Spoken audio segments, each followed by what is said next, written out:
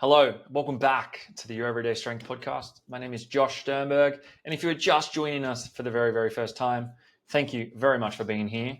If, however, you are returning, also thank you very much for being here. It's fucking appreciated. Anytime people want to listen in, tune in, for example. It's just nice. It's cool. It's really, really cool. So thank you very much for being here today. I am excited.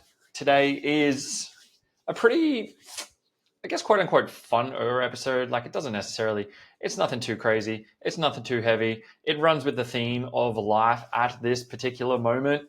If you've seen the title, you'll already have a bit of an idea about what it is about. If you haven't, the title of the podcast is Summertime Shine. If you can't pick up what I'm putting down, we're discussing coming into summer because, as always happens every year around this time, if not sometimes slightly earlier, sometimes even later, we're a little bit under 8 weeks out from summer. Now, being 8 weeks out from summer, most people now start to see the temperature changing. The days are a little bit longer. The weather's just that little bit warmer. There's more people down the beach. The sun's rising a little bit earlier. And now they decide is the time to really get their summer bodies ready, They start panicking. They're like, fuck, bulked a little bit too hard through winter, kept a little bit of extra storage on the belt. I got to get rid of it. And then they go and do some weird-ass crash diet, fuck themselves up, and then it just repeats this cycle again and again and again. Now, this is not the time to do that. It's not the time to panic. It's summer. It happens every year. Same time every year, actually, in fact. From the time you were born to probably the time you die, it will be the same time every single year. And it's not a matter of like having to overhaul your entire life. You honestly just need a plan of attack. Along with this theme, at the moment, put it up on my Instagram a couple of times. So if you follow me, which would make sense that most of you do, sweet. If you don't follow me, do so. Josh Sternberg on Instagram. Basically, put together like a small guide that will help people with getting ready for summer. Now, I have called it the 4 Pillars Guide. It's essentially my own experience on how I lost 15 kilos in 12 weeks from the back end of last year to the start of this year.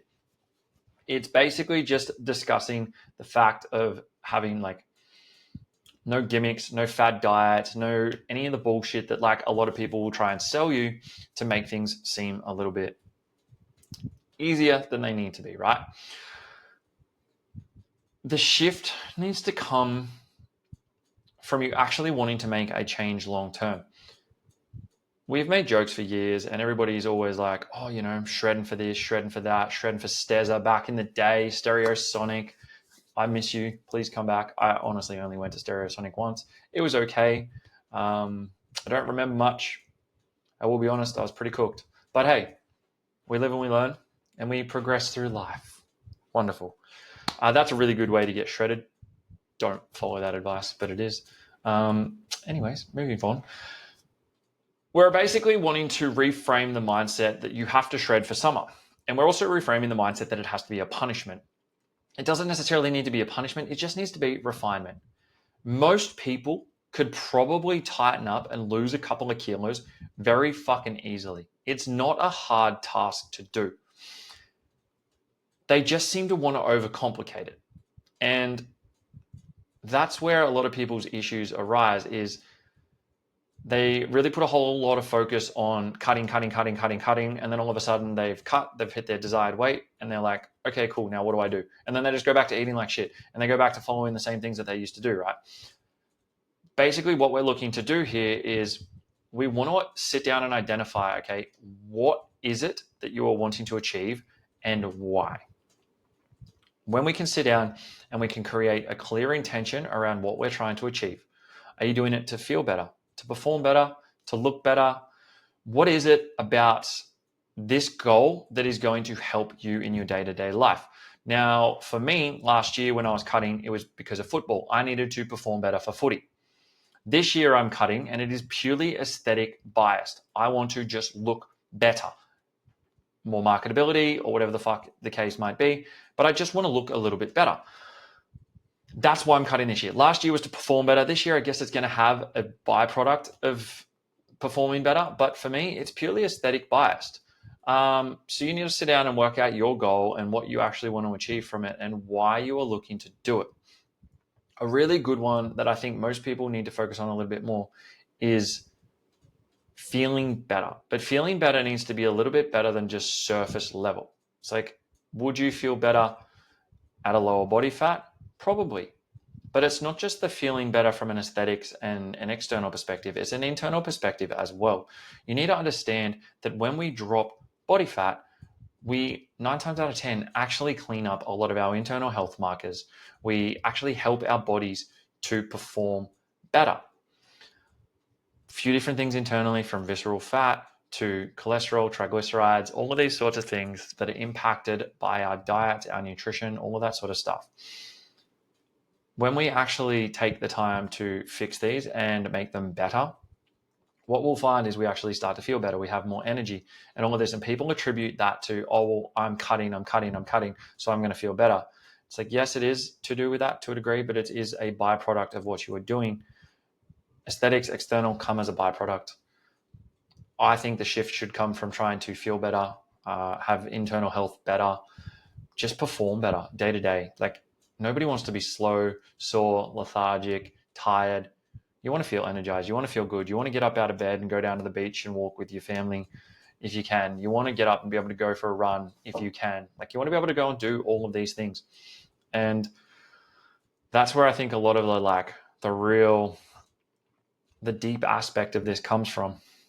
And of course, there is absolutely the aesthetics perspective. It feels good to look better. It just does. I don't care what all the body positivity warriors online want to say. You do feel better. Maybe dependent upon the person. But at the end of the day, your reason determines your approach. You might only need to lose a couple of kilos. You might want to lose 5 to 10 kilos. It really just depends on you, your goal, where you're at the moment with your starting point, and where you want to be long term. And when I say long term, I don't just mean where do you want to be at the end of this 8, 10, 12-week cut. It's like, where do you want to be in 6 months? Where do you want to be in 12 months? When you get around to summertime next year, do you want to be in the exact same position you are this year, or do you want to be better? Do you want to be in a better position? Well, if you want to be in a better position, you need to start putting in the work now to ensure that that is actually what is going to happen. So what I thought I would do is I would essentially make a longer version of the 4 pillars guide. And we are going to discuss the 4 pillars that I used to help me to lose the 15 kilos in 12 weeks. Again, first things first, I need to preface this by saying I had the weight to lose. I was, by health standards, I was overweight. I was carrying more body fat than I needed on my body.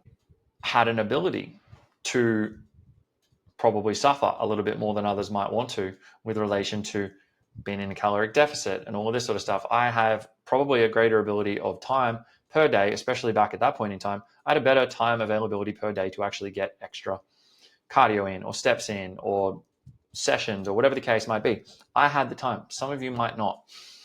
And I did all my own training throughout this time. I did all my own nutrition throughout this time.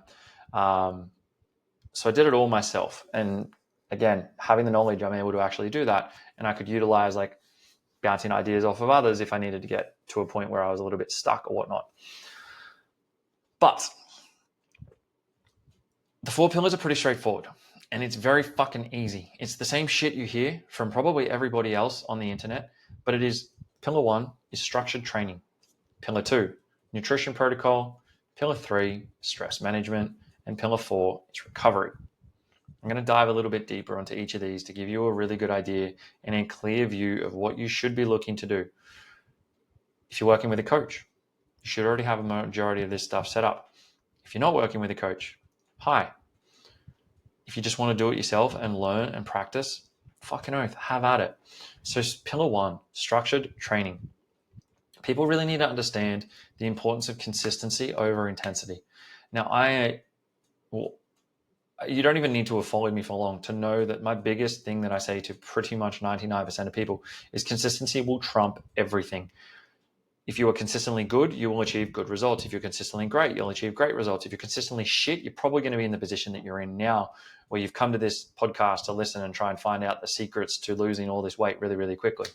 Unfortunately, that's not this type of podcast. I will not tell you to starve yourself and do 20,000 steps a day plus cardio 6 to 7 times a week. That's just not who I am. But the importance of consistency over intensity. Now, being 85% consistent for 12 weeks is better than being 100% consistent for 2, then falling off for a week, then in 100% for 1, and then falling off for 3 to 5 days, or only being consistent for 3 out of the, 3 or 4 out of the 7 days a week, that kind of thing, right? Consistency trumps all. It's just about being a little bit better every single week in, week out, doing the same shit over and over and over again, and trying to make the most of what you are actually trying to do. So consistency with training. We want to structure our training so that we have our main heavy compound work at the start as we slowly move our way down into more of accessory bias and things like that. Short, efficient sessions over random workouts. The biggest thing that I see most people do is they'll just slap together this random ass workout and they'll be like, I'm going to go and try this today. And then next week it's a different one. And then next week it's a different one. They're not tracking. They're not seeing. They're not keeping consistent. They're not progressively overloading. They're not actually doing anything that's going to garner some form of response from the body to want to adapt. If we're not providing a stimulus to our body that it wants to adapt from, and we're pretty much just applying novel stimulus every single week, then you're going to end up really, really sore, really, really demotivated, and not making much progress. You want a systemized, structured training program in place that you can follow that is the exact same every single week. Every single week, you will aim to increase weight. You will aim to either increase reps, you will aim to increase load on the bar or on the dumbbells or the machine or whatever the case might be, and you will aim to be better than the week before. You do not need to be in the gym for an hour to 2 hours. You can get really good sessions done in 45 minutes if you are very efficient and intentful with your time. You're probably going to want to look at, honestly, like having a step target per day, as well as having some form of cardio intervention as well.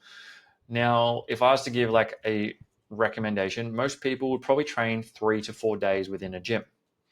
On top of that, you're probably going to want to look at about 2 to 3 sessions of cardio minimum. Now, the reason I say this is because the way in which we train with different heart rate zones definitely has a bit of an impact in relation to how the body responds. Zone 2 cardio, for example, which is generally for most people between 120 to 140 beats per minute, this is classified as like the fat burning zone. This is the zone with which you can spend a little bit longer and it will generally bias more fat burning. It's a little bit of a lower impact, it's lower stimulus, etc. So it's not as fatiguing. You can get away with doing it every single day. Myself personally, at the moment, I'm aiming to do 15 to 20 minutes of it every single day on top of my training, on top of my running, on top of all my other sessions that I'm doing, because I see the benefit from it. Now, I will absolutely look to increase that. Idealistically, long term, I'll probably get a bike at my house again, just so it's easier for me to be able to just get on the bike and do 20 to 30 minutes whilst I'm watching TV or doing something similar. But if you're, somebody who can only go to the gym once per day, that's fine. At the moment, what I'm doing is I'm doing my training session and then I do my 15 to 20 minutes of steady state after it. All in all, I'm getting in now about an hour and a half. Now, as I said, I probably have more time than some people, so you don't necessarily need to do that. But if you're training for 45 minutes and then you can do 15 minutes of steady state at the end, that is going to help you massively. At least one of those sessions of cardio a week should be in a higher heart rate zone, somewhere up between zone 4 to 5, to train different systems, train different heart rate systems, to train different energy systems and things like that as well. Now, step targets per day, the generalized 10,000 steps a day is bullshit. Funnily enough, it was actually created by a pedometer company who wanted to try and sell more pedometers. And they just said everybody should try and hit 10,000 steps a day. Lo and behold, people started going out to buy their pedometers because they needed to track how many steps a day they were doing. The actual number of steps that most people should do per day, there's a study somewhere that I read back at uni, and it was something like 6,742. It was like the most specific number I've ever seen in my life. And it was very generalized and as a rough guide for people. But for any of my clients who come to me, I essentially will just say to them, whatever steps you're doing now, we're just going to add 2,000 per day. That's it. So if you're doing 4,000, we're going to go to 6,000. If you're doing 6,000, we're going to go to 8 to 10, 10 to 12. I generally will try and cap it around 12 because that is a lot of steps a day, especially if you're somebody who works in an office or you are somebody who needs to be a little bit more sedentary throughout your day. That is quite a lot. It is unfeasible for you to probably do much more than that. We can probably look to create more of an adaptation around other aspects, whether we have to reduce calories by a little bit more, or we can add an extra cardio session per week or something like that. But as a general guide, let's say we're going to do 3 to 4 weight sessions per week, 2 to 3 cardio sessions. Ideally, we're going to be pushing more towards that 3 to 5 mark for those as well. And then we're looking to just add 2,000 steps per day to your current steps. Now, pillar 2, nutrition. The reason I put training before I did nutrition, even though I do believe nutrition is more important, none of these are any more important than the other. They all coincide and co-link together. It's purely just the structure and the way in which I've done it. Nutrition, easy, simple. Focus on protein. Eat mostly whole foods. Create a small calorie deficit that you can stick to. Maintain hydration. Maintain electrolytes. You're probably going to be pretty okay. Now, you do not need to track religiously, although it does help. You can't throw, shit at a wall and hope it sticks. If you want to get results that you can't quantify or redo, just fucking hope for the best. But if you want to actually be able to track these things, then track. Tracking isn't that hard. If it's something you're against, there's probably some reasons for that, and that is perfectly okay. Not everybody has to track. I got a bunch of clients who follow just specific meal plans that I do right for them. I got some clients who do track. Myself personally, at the moment, I'm following a meal plan. I'll be going back to tracking soon. Everybody has their vices. But if you're not tracking it, you can't keep a record of it. If you can't keep a record of it, you don't actually know what you're eating. You can't know where to make adjustments. You can't know what to change, et cetera, et cetera, et cetera.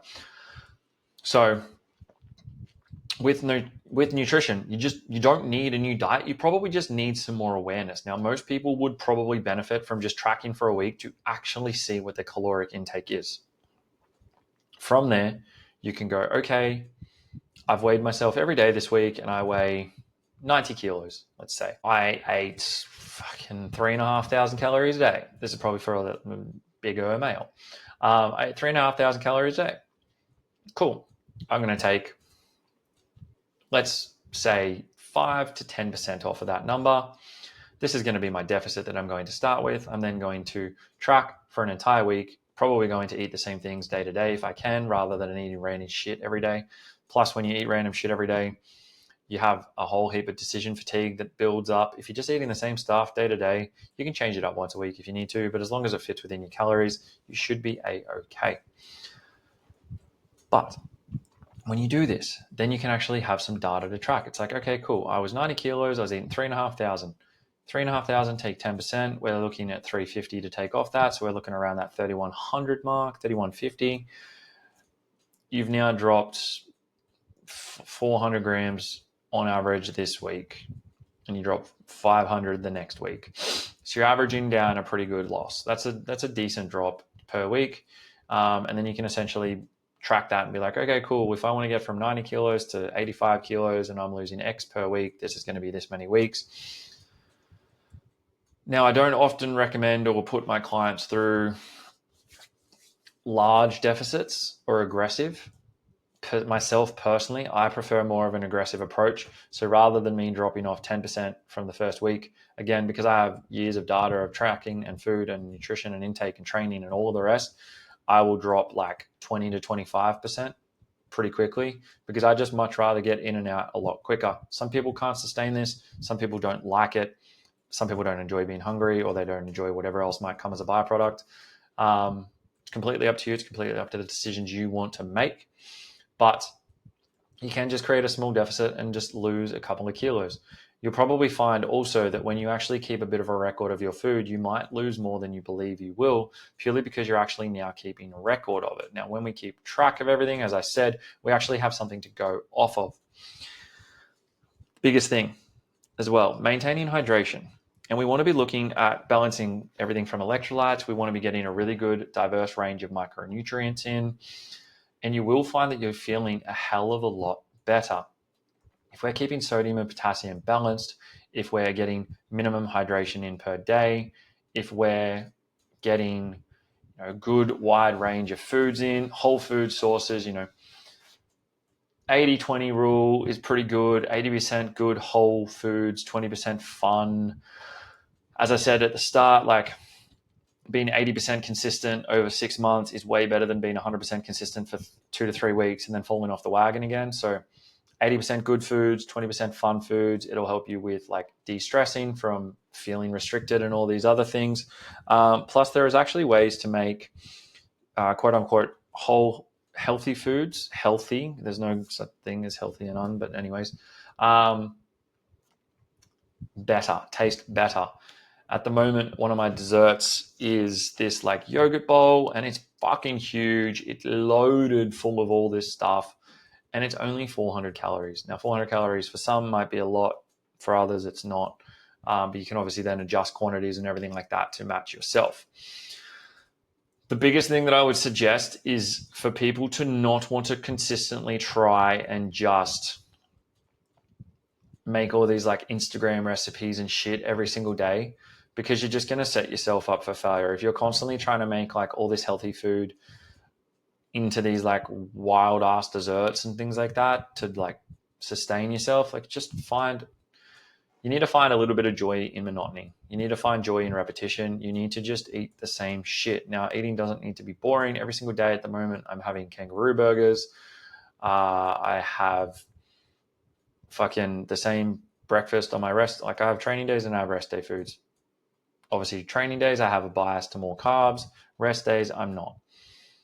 Find foods that work for you, eat mostly whole foods, have a little bit of fun in there just to make sure that you're actually sticking to your food. But as I mentioned, you do not need a new diet. You probably just need some more awareness around your diet.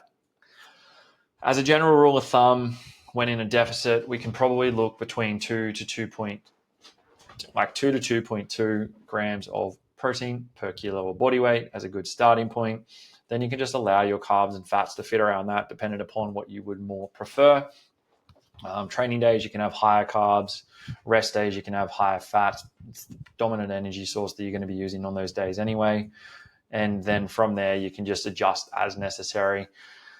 Somewhere with relation to fiber, you want to be hitting 15 to 18 grams per 1,000 calories. So if you're having 3,000 calories, you're going to be having anywhere between like 45 to 54 grams of fiber per day, and you want to make that a good mix of soluble and insoluble fiber. If you don't know what either of those terms are, look them up. You want to know what they are. One helps to create bulk of the stool, one helps to pass the stool. They're both needed for gastrointestinal, just GI tract things, so that we're not getting bloated and we're not feeling shit and we're not with diarrhea and we don't have constipation and all of these other things. We need to be creating a balance between the two to ensure that we're actually getting adequate internal health, because that is one of the most important things, internal health. Perfect. Easy. Pillar 3, stress management. Now, this is a big one because most people, especially coming into summer, we have Christmas parties, we have work events, we have family catch-ups, we have travel, we have fucking everything that comes with it, from drinking, eating out, fucking more food than we would normally have. We're having a little bit of celebrations. We're a little bit more relaxed. It just comes with a little bit more chaos. And that's fine, because that's Christmas and that's the summertime. And that's part of the fun of it, to be completely honest. But stress does impact fat loss. Stress does impact sleep, and stress can impact consistency. If you're a little bit tired and you're a little bit hungry because you're in a deficit, and you go to a Christmas party and all of a sudden there's this like buffet of food and alcohol, and you're just like, fuck yeah. and you go and basically try and undo like your whole week's worth of deficit in one night, you're probably going to run into some problems. You need to be able to create balance. A stressed body, it doesn't burn fuel efficiently. So we need to find a way that we can get through this period of time without blowing the bank. We need to find practical tools that work. Now, whether that be, as I mentioned at the start, getting a few extra steps or spending a little bit of extra time on the Stairmaster or the fucking treadmill or the assault bike or whatever the case might be, we want to be focusing on de-stressing our bodies. So that could be done through breath work or meditation or journaling or something like that. Setting boundaries with alcohol, setting boundaries with your friends or your family, or telling them, hey, I'm going to come to the Christmas dinner. I would really appreciate it if you guys didn't try and like force alcohol on me or whatever, or you can have like a couple of drinks of like a spirit with no sugar soft drink or something like that, something that's going to be a lower caloric intake. And instead of having fucking 10 wines, you have just 2 to 3 of those, and then you drink sugar-free soft drink or cordial, whatever the case might be, for the rest of the night. You're going to feel a little bit better about yourself, and you're going to still be able to go out and enjoy time with friends without stressing about throwing everything out the window and then basically regressing. Once you start to do this, at first there might be some like pushback from some of your friends. Some people might not understand it, and that's perfectly okay. It's not for them to understand. It's you to understand that you have set a goal for yourself and you want to hold yourself to a higher standard to achieve something that you may not have ever achieved before, or that you want to achieve for a long time to come. Once you start to stack a couple of these wins, it'll become easier and easier. When you go out, you can probably have, fucking one of my like big foods that I enjoy when I go to these type of functions for some reason is like meat pies or sausage rolls, like the little ones, little party pies, party sausage rolls. Instead of having a whole fucking plate full, you can get a plate of meat, salad, and 1 or 2 of those. You might get 1 pie, 1 sausage roll, right? Now, the bulk of your plate is made up of some form of lean protein that they might have. A lot of them will have like ham, chicken, or turkey, or beef, or something like that. Roast. Good. Put that on the plate. Fill the majority of your plate up with some form of salad or something along those lines, and then have 1 to 2 fun pieces of food so that you're still getting the good hit of food, but you're not throwing the baby out with the bathwater. Other really helpful tips that can work is to have a protein shake or something similar before you go. You can save a couple of calories. Now, I'm not the world's biggest advocate for banking calories over the course of a day, but if it's going to help you when you're there, then I don't see a problem with it for a very short amount of time. But don't try and bank calories for like a whole week just to go out and have a fucking splurge on cows over the course of the weekend. It's not going to work in your favor long term. And binge eating, it will never lead to anything positive or productive. But those are a couple like sort of helpful ways to deal with stress. Now, recovery, sleep, hydration, movement quality, nervous system regulation, all of this is going to set the foundation for how well you can actually burn fat. As mentioned, a stress body, it doesn't burn fat efficiently. When we're stressed, when we have cortisol spiking, when we have all of our fucking hormones out of dysregulation, when our sleep is shit, when we're X, when we're Y, etc., our body's like, well, we're not going to fucking burn fat. Why would we do that? We need to be in a better state of mind. We need to understand that it needs to be sustainable. It needs to be something that you can repeat, and it just needs to be consistent. As I said, recovery sets the foundation for sustainable results. When you shift your habits around recovery, you will find that you actually get better results. When you take the time to de-stress, when you take the time to rest when needed, when you take the time to do the thing when needed, all of this is going to help you. It's all going to compound into the results that you desire long term. Perfect. There's so many different ways that you can recover. Sleep is obviously the biggest one. Nutrition will be the second. Hydration is going to be probably the third.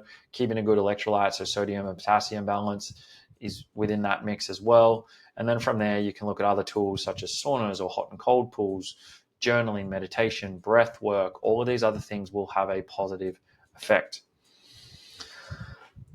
A few of the common mistakes that I see, and I've already highlighted a couple of them as I've been chatting throughout this, but some people just want to rush the results. They want to rush. They're expecting these massive changes within the first 2 weeks. It doesn't happen and they throw the fucking towel in. For one, it roughly takes the body 2 weeks to adapt to any form of new stimulus that you're providing it. So what will happen generally is when we change somebody's caloric intake, it will take around 2 weeks for that change to actually come to play, because the body likes to try and sit at a state of equilibrium. It tries to find balance, and then it resets and shifts. And then that's when you'll start to notice. That's why with a majority of people, changing their food every single week doesn't necessarily help. You want to see about 2 to 4 weeks worth of consistent data before you start to make adjustments on your food. So don't put yourself in a 10% deficit and be like, by day 3, why have I not dropped weight? Keep that 10% deficit for 2 weeks. If you have not dropped a certain percentage of weight that you were looking to drop, you can increase it to 15%, so on and so forth. With that though, you don't want to cut calories too hard, because then you're probably likely to rebound. If you go from eating 3,000, you're like, well, I'm just going to eat 1,500 and that's going to fucking make you lose weight. Yeah, it will. You will lose weight. Absolutely. You will then also feel like shit. Your sleep will probably tank. Your performance will probably tank. Your fucking hormones will go out the fucking window. You will have no energy to do anything. You'll feel like shit. You'll be grumpy. No one will want to be around you. You'll probably hate how you feel. And to be completely honest, you're probably going to lose muscle and you're probably going to feel like shit. And you'll be like, well, why the fuck am I ever going to do this again? Cool. Seen it time and time and time again. They also think that you can train harder instead of smarter. So they'll go and just do this whole fuck ton of like expenditure and then burn out, and again, be back at square one within about 2 weeks. Track. Just do consistent training sessions and just slightly increase it every single week. That's all you need to do. We can increase steps. We can increase cardio. We can look to add a little bit more volume, but we need to remember that when we're in a deficit, our body is already in a decreased state of recovery. If we then continue to add on top of that, then we're going to run the risk of burnout. We're going to run the risk of injuries. We're going to run the risk of mental fatigue and just wanting to rebound and all the other shit that comes with it. So we just need to understand that like there's no one size fits all approach for this. There is a lot of data that we can use. There is a lot of formulas and there is things like that you can use that'll be like give you a better idea of how people are going to respond. But the other thing to remember as well is to just not compare your progress to others. One person's ability to lock in and lose weight could be vastly different to yours. As I said, I lost 15 kilos in 12 weeks, but A, I had the weight to lose. B, I had the time to lose it. C, I had the ability, I had the knowledge, I knew how to do what I needed to do, and I did it. I could deal with the consequences that were coming as a result from the fatigue and being hungry and tired and cranky and irritable and all these other things. I could work a little bit less hours if I needed to in a day, if my brain was starting to shut down. Some people don't have the ability to do that. So instead of basing the results that you're looking to get upon somebody else, just run your own race. Do the things that you know you need to do every single day. The weight will come off. I prefaced it in my guide. I said, I will not guarantee you that you're going to lose 15 kilos in 12 weeks, but you will lose weight by following these key structures. From there, you can then start to make adjustments for yourself. And instead of comparing your progress to others, you can start to compare your progress to your own progress. It's like, okay, cool. Well, I lost X amount of weight by dropping these calories at this time. This was what I was doing as an output. And if you've tracked everything, it's like, fuck, now I can actually make some good quality adjustments rather than just, I don't know what I did. I don't know how I did it, but let's fucking try it again. We just need to remember that. Summer bodies aren't built in panic. They are built with patience. You need to be patient. Results take time. Saving it to less than 8 weeks out from summer is probably not fucking plenty of time. But like if you give yourself until the start of next summer or like whatever, you've got time to actually do these things. And then when we're looking at how to keep momentum. So once you've started to lose a little bit of weight, you started to see the scale drop, you've started to feel clothes fitting a little bit lighter, you're fucking feeling good. We want to be focusing on sustainability. Everything I've spoken about is consistency. It's about finding things that work for you best long term. Sustainability is one of those things. As I mentioned, you don't want to just tank calories. You don't want to just blow the fuck out of your output and just do 1,000, like fucking all of these things at once. And then as soon as you stop doing all of those things, it's any wonder the weight comes back on, because now you're not doing the same things that you were doing previously. When we look at doing things sustainably, it's stuff that we can repeat for a very, very long time, and it's not going to ruin your day. We need to make sure that we're not just looking towards summer to look good. We want to be looking towards life to look good, feel good, perform good, great even. We want to be good, great, splendid, spectacular, all of these things at life. It's not just a fucking 12-week period where you should aim to look good and feel good. You should be aiming to look and feel good for the entirety of the year. As if you get through summer, you've got through your summer shred, you're feeling good, feeling jacked, whatever the case might be, and then you just blow it out the fucking water, put on all the weight again, and feel like shit throughout the entire winter because, I need to be a little bit more protected. You don't. You don't need that much internal padding. Your organs don't want that much internal padding. Stop it. Just stop. It's pretty easy, right? There's a quick checklist. We've already gone through it. Hit your protein target. Move intentionally. Manage stress. Celebrate your wins as they come. It's important to celebrate your wins and your successes. If you drop 500 grams, great. If you drop a kilo, great. If you drop more, great. If you drop less, great. As long as you're moving in the direction with that you want to, that's a great thing. Don't go, I only lost 400 grams or I only lost 500 grams. It's like, no, I lost 500 grams. That's awesome. If I can lose another 500 grams, well, there, if we can repeat that process 4 weeks, there's 2 kilos. If you repeat that process 8 weeks, there's 4 kilos. 8 weeks to lose 4 kilos sounds pretty fucking good to me. These are the things we need to think about. And that's basically it. I don't want to make this too long. I don't want to drag it out. I don't need to fucking add all this fluff in for no reason. At the end of the day, you don't need to change everything. You just need to change the right things. You need to focus on the 4 pillars that I mentioned. You need to really just stick to the things you say you're going to do. Don't just say you want to lose weight and then don't back it up with action. Everything that I've said in this needs to be backed with intent, effort, and action. If you sit there and say, I'm going to lose weight, and I'm going to eat this deficit, and I'm going to hit these steps, and I'm going to do this, and I'm going to do that, and then you don't fucking do any of it, don't expect to get results. At the end of the day, you cannot expect to get results if you're not willing to do the work. It's as simple as I can make it. If you are ready to build your own little summer shine, little summer shreddy, little jacked and juicy, grab the guide. This will come out this Friday, which will be the 10th of October. I will be releasing the guide to people on the 10th of October. It is essentially just a shortened version of what I've covered today, but it can be a little framework that you can follow, that you can set yourself up for success. If you do have any further questions, message me. Ask me a question. Hit me up. Send me a message if you want the guide. Now's the time to lock in. If you do want to lock in and lose a little bit of weight for summer, now is the time. The best time would have been probably 2-3 months ago, but the second best time is right now, whenever you're listening to this. Do the work, you will achieve the results. Simple as I can make it. Beyond that, thank you very much for listening. I appreciate you. If you have any further questions, queries, comments, reach out. Don't hesitate. Always happy to receive messages from people. Otherwise, hope you have yourself a fantastic day, and I'll speak to you next time.